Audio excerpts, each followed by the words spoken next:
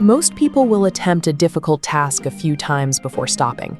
When the brain encounters a series of immediate setbacks, the natural response is to signal that the effort is no longer worth the cost.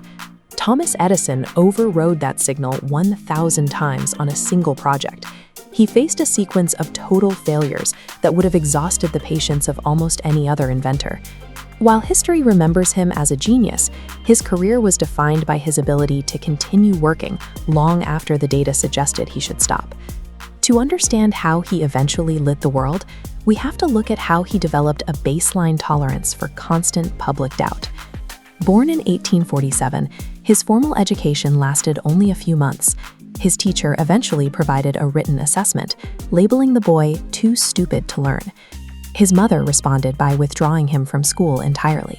She facilitated his education at home, providing the resources for him to follow his own technical interests, rather than a standardized curriculum. By his teens, he was selling newspapers on trains to fund his own research. He set up a lab in a baggage car, conducting chemical experiments in his limited downtime. This early transition to self-directed work meant that by adulthood, Edison was already accustomed to seeking validation from his own results, rather than from institutional approval. By the late 1870s, the quest for a practical electric light was the most visible engineering challenge in the world. The stakes were financial and domestic. The first to succeed owned the rights to indoor illumination. Edison's lab began a high-volume testing phase, cycling through hundreds of different materials to find a filament that wouldn't immediately disintegrate.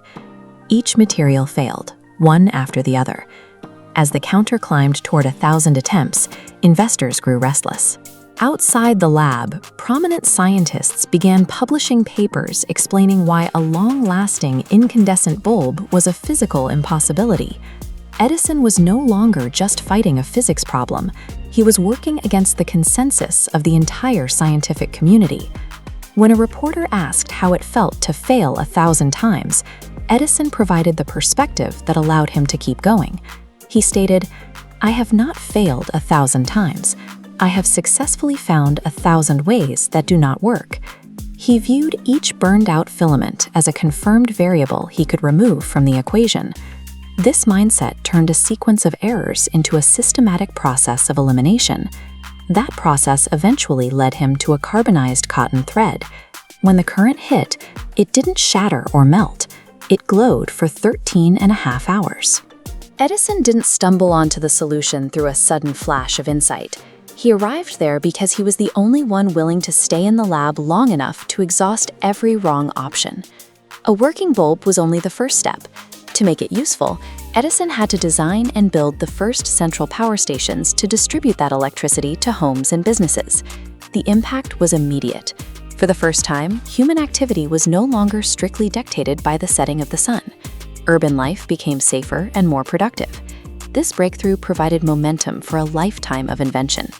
Edison soon registered over 1,000 patents, applying his high-volume testing method to the telegraph, the phonograph, and motion pictures. The modern world's infrastructure was essentially built on the back of a single mastered habit: the refusal to stop iterating. We often use the word genius to describe people like Edison, as if their success was the result of a rare biological gift that others simply don't have.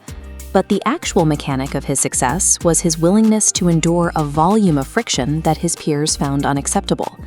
In this light, setbacks are not signals to quit. They are the standard data points required to narrow the search for a solution. Edison's formula for achievement was simple. He claimed that genius is 1% inspiration and 99% perspiration. Most people abandon their goals when they hit their first major plateau. Edison's story suggests that the breakthrough usually exists just beyond the point where the average person decides to stop. Real success doesn't belong to those who never fail.